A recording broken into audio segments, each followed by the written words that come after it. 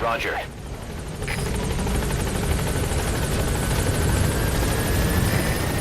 This is B-Quad.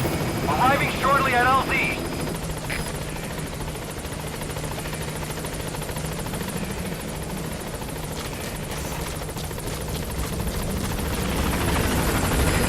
This is B-Quad. On station at LZ.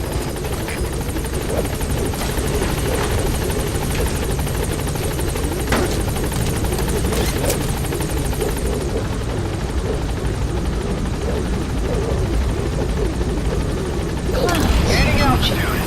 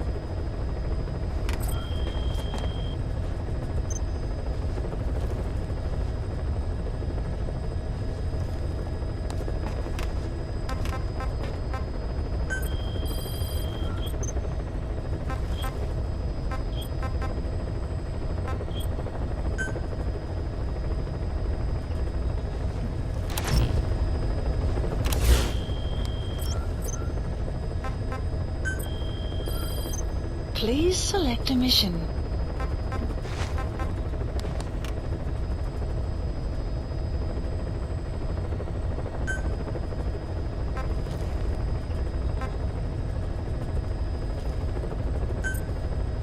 Unit dispatched.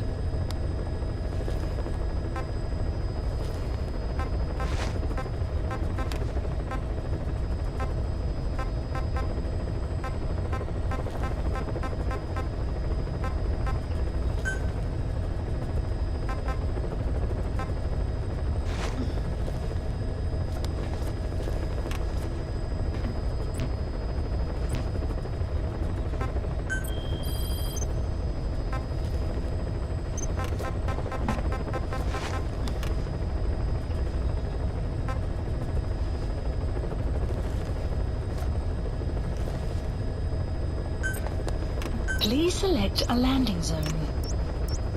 Heading to Afghanistan.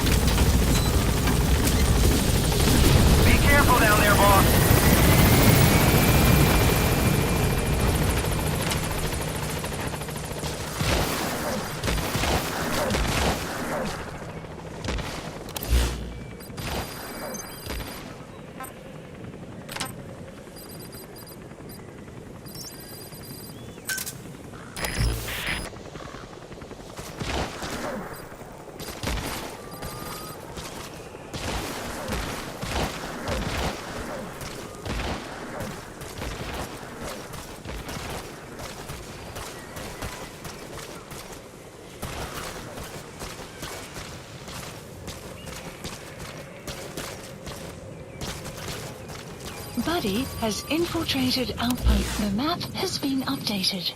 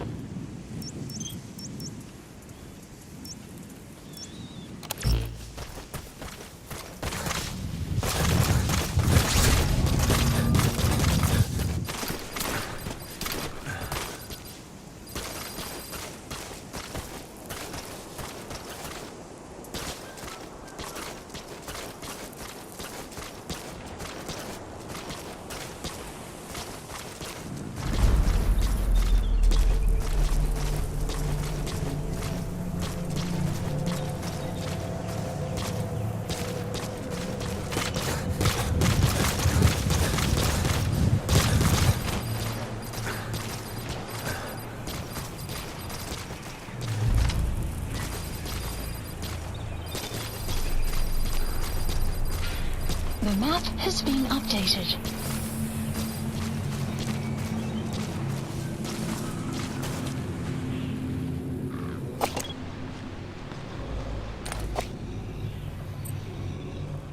Fire at will.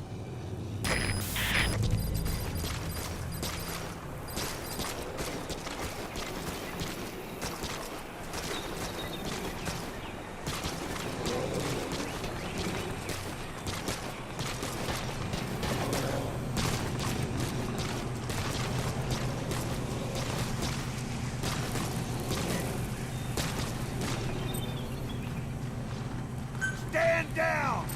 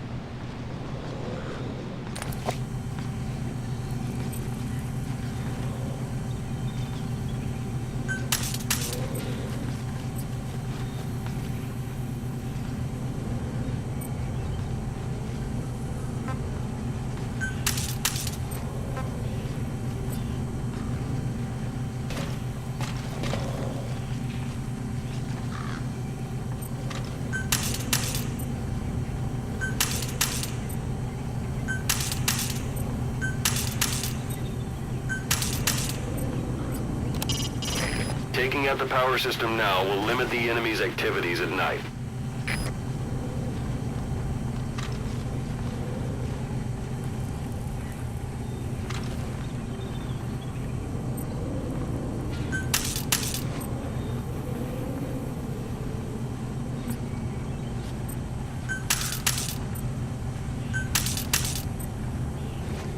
Cover me!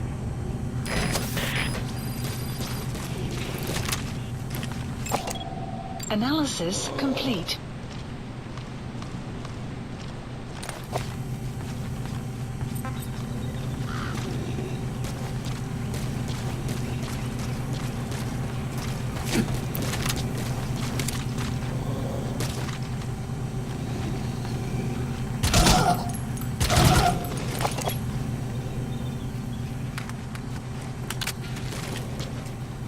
Cease cover fire!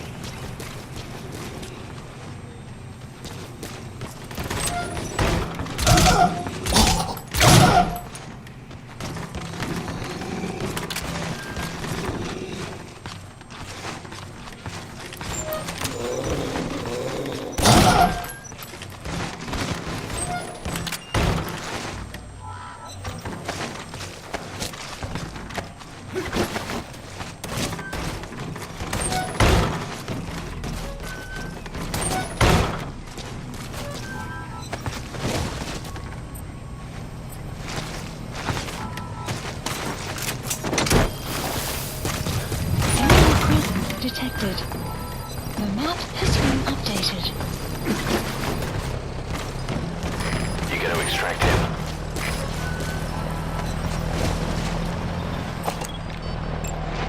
Analysis complete.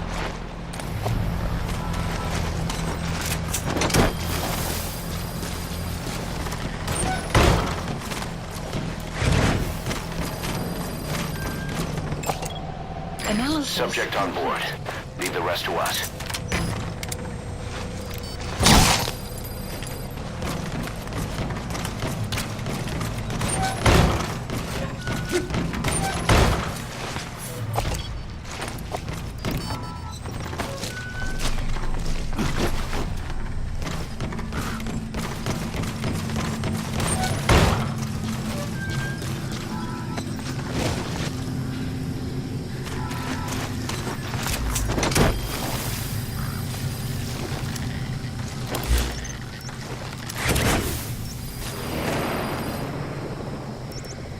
He's coming too. Roger that.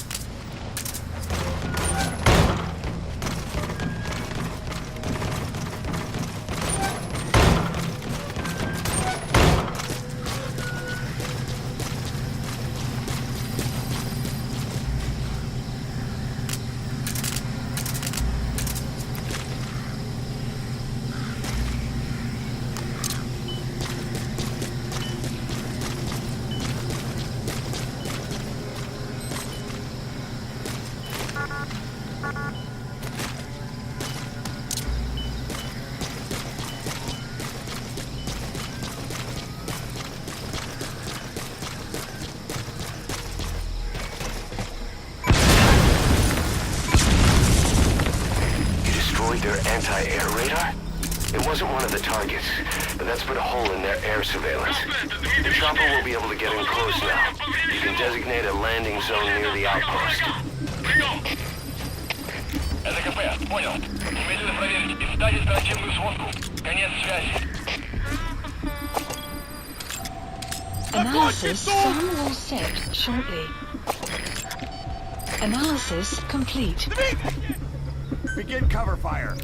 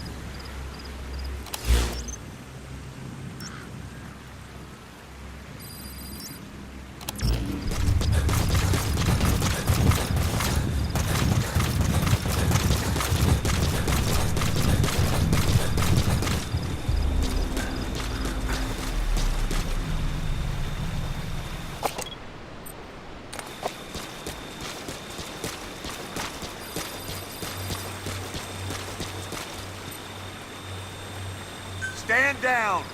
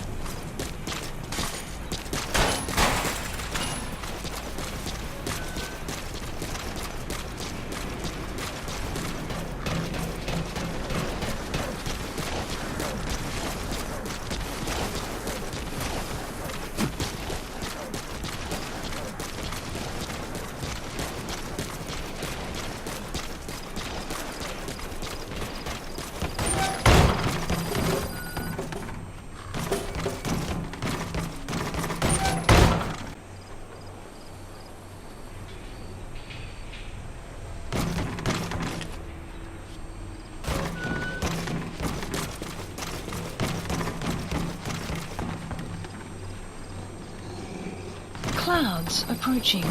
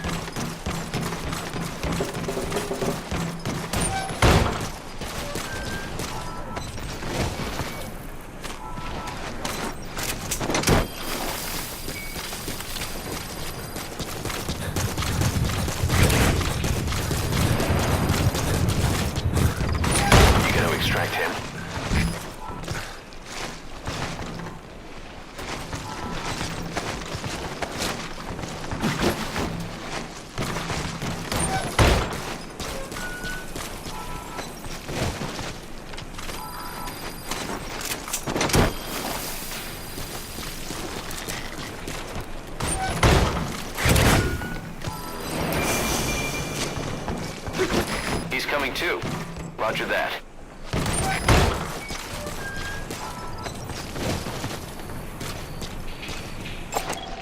Analysis complete.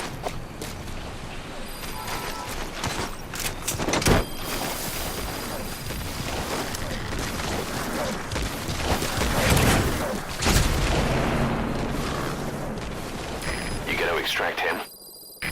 Side ops list updated. Extraction arrived at Mother Base.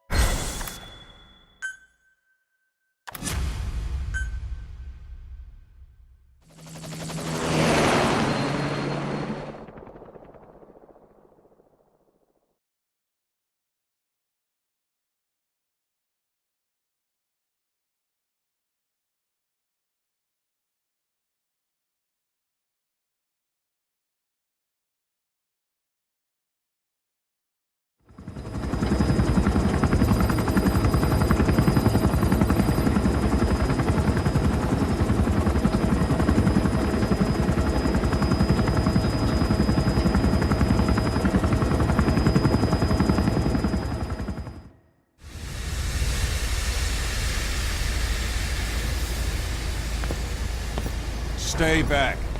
It's too dangerous. Hey. Back up, kid. I said no. You have to stay back.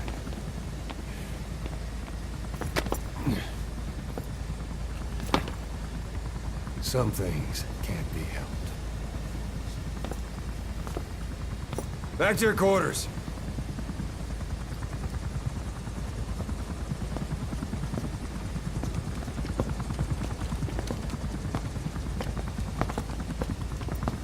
What's going on? Shabani. Mayaka 9 Kingoya. Shabani. It's down there. Hey, the tank at the bottom is filled with chlorine disinfectant. One whiff and you'll suffocate.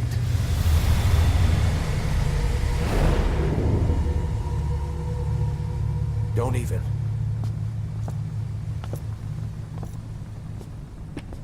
How could you let it fall down there anyway?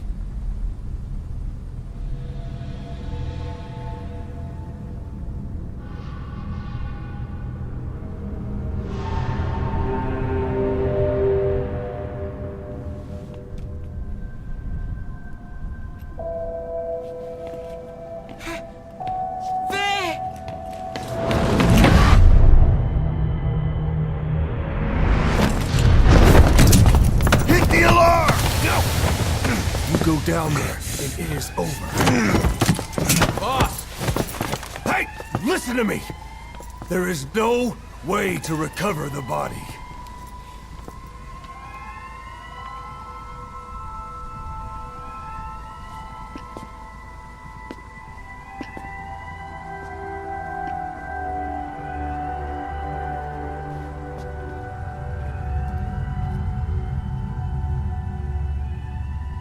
What kind of stunt was that? Trying to panic us?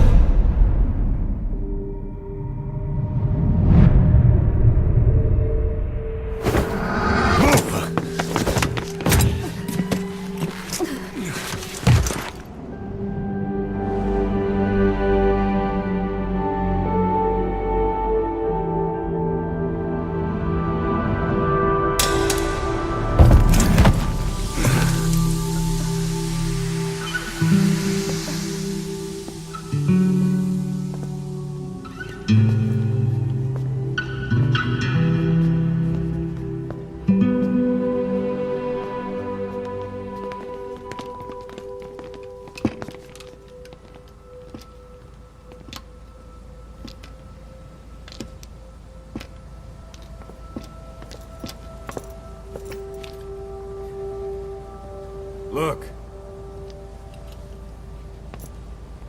Here.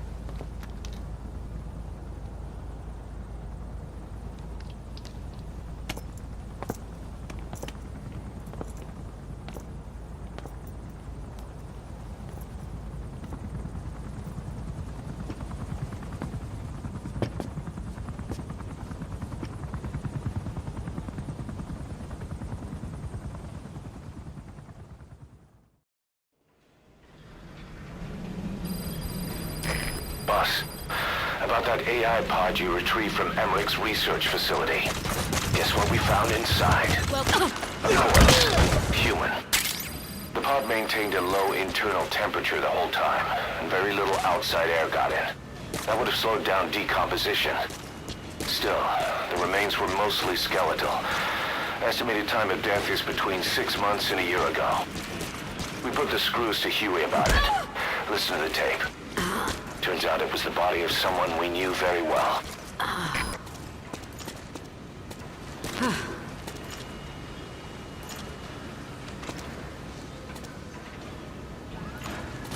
thanks for that, boss.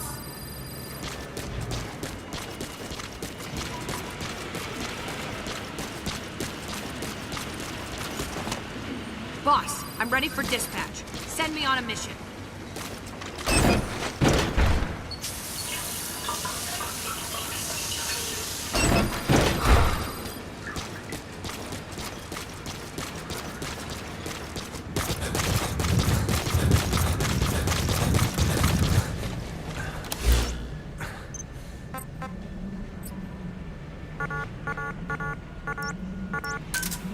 Roger.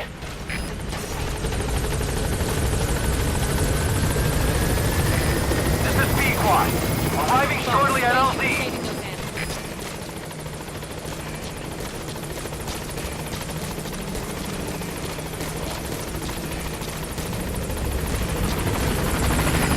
This is B-Quad.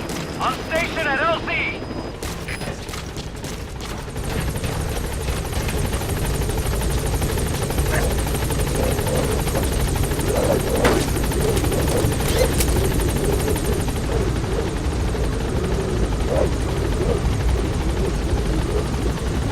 Gaining altitude.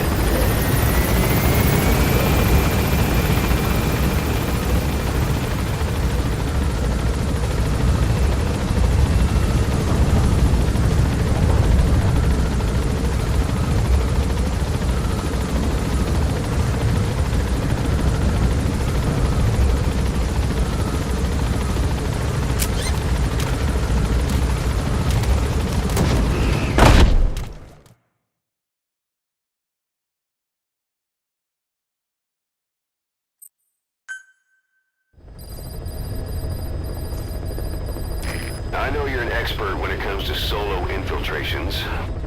But now you have buddies who will fight alongside you. Use your iDroid to deploy them whenever you like. The role of your buddies is to support you during missions. There's more than one way for them to do that. To get the most out of a buddy's abilities, you need to give the right order for the situation.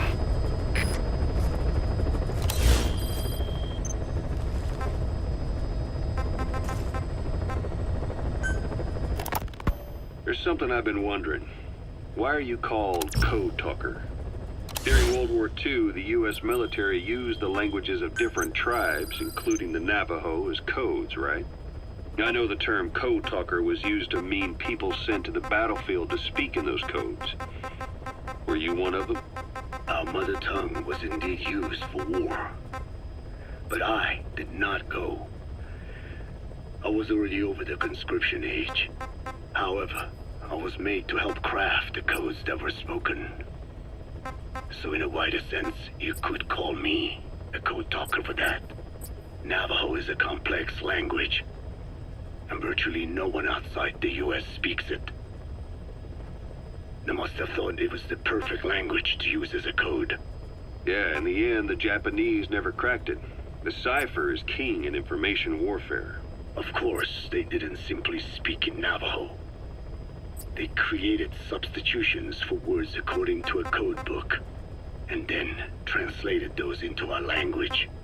Young Dine was sent to the front lines of the Pacific Theater as code talkers. To fight is an honor for the Dine.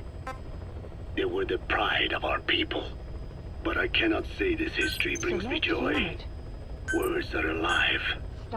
When they are spoken, life is breathed into them. They become a part of the listener.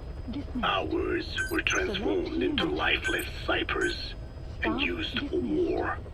This, after the Black Anna spent generations suppressing the language. Yeah, I'm sorry. I guess we shouldn't be calling you Code Talker, huh? No, I do not mind. The reason Skullface called me Code Talker was because I also am responsible for coding language into the vocal cord parasites. I am the same as those young warriors, used for a cipher's sake. I must never forget that. The name, Code Talker, is a lesson carved into my being. You said Skullface ordered you to weaponize the vocal cord parasites. But you also said he wasn't the reason. And he wasn't. I was seduced by the parasites. That is a fact. How? You mean from your curiosity as a scientist? That I cannot deny. But there is more to it. The story goes back to the 19th century. To my earliest memory. One day, a man from the government visited our Hogan, our home. I cried as he yanked me from my mother's arms and took me away to an Indian boarding school. From that day forward, I became George. This was the name my teacher gave me. I was forced to give up my Dine name, forbidden from speaking anything but English. If we dared utter a word of filthy Navajo, the teacher made us eat a bar of soap. Yeah, that was the U.S. government's education policy for Native Americans. To erase our words was like erasing our people. Their education was tantamount to ethnic cleansing. Over time, the overt persecution of our language stopped. But to this day, it continues to be eaten away by the lingua franca, that is English. Many of the Dine outside the reservations can speak nothing else. And it isn't just our language. Across the world, minority languages are being destroyed by dominant languages. Many are on the verge of extinction. Enter the vocal cord parasites. Yes. I began thinking that minority languages needed some sort of deterrent against dominant languages. In order that their peoples and cultures would survive. It was then that I came across literature at the foundation claiming that man acquired language thanks to a type of parasite, one that distinguishes between languages as a precursor to reproduction. If I could just resurrect it, make it more pathogenic, I would have my deterrent against English. But I failed to hide that aim from Skullface. He noticed. Yes, I wanted to retaliate against the English language, though never did I intend to actually use it as he'd planned. You know how the story ends. I was forced to study how to make the parasites compatible with all the world's languages. All but English. However, he in fact secretly isolated an English strain. I will not be held prisoner by the man's phantom. The English strain must not be allowed to exist either.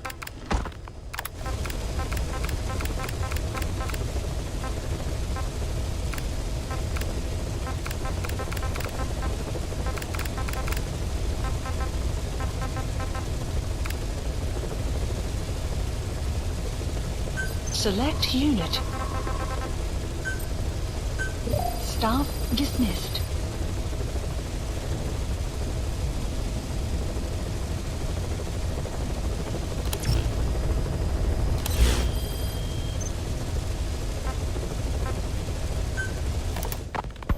A ruler's greatest wealth is not money or land. It is the number of individuals under his control. Subjects who work, consume, are there to be used as pawns in war. For a capitalist ruler, his people's power becomes his power. You are the same. With your diamond dogs, you spin it with your speeches. But what you're doing is bringing as much talent as you can into your little domain. Every person another feather in your cap. Yes. Since ancient times, every civilization's ruler has had the same idea. When people unite under one will, they become stronger than the sum of their parts. And the one will is the ruler's will. And what do rulers use to bring people together? Language. In the Old Testament, it is written that only one language was spoken in Eden. A shared tongue that united all of humanity. Mankind eventually grew aware of its power and harnessed that strength to build a tower to the heavens. The mighty Tower of Babel. This angered God, who splintered the language of man, and the tower was never completed. Languages emerged, and the earth was divided as men went their separate ways. Every age is the same. A ruler's first order of business, after conquering new land, is to force his tongue on its people. Ancient Rome, Napoleon, and now Zero. English is wreaking havoc around the world right now. The British Empire tilled the land with war as its hoe, then began planting the seed that is English. Eventually, American capitalism became the new instrument. To play its game of wealth, you only had to abide by one rule: English. By exploiting people's desires, English has become a leash that people gladly wear around their necks, it would seem.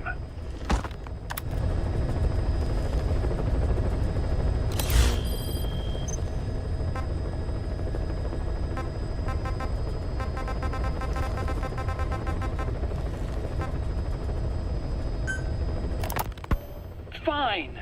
Yes, Strangelove was doing AI research in that lab. Why hide that until now? Why?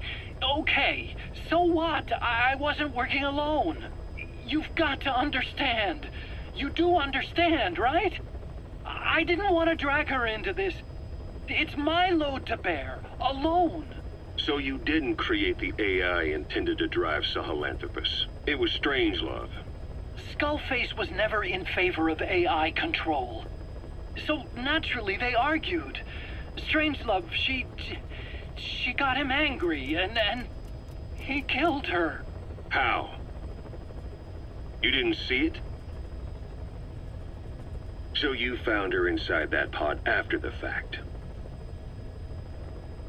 And you just left her body to rot in there.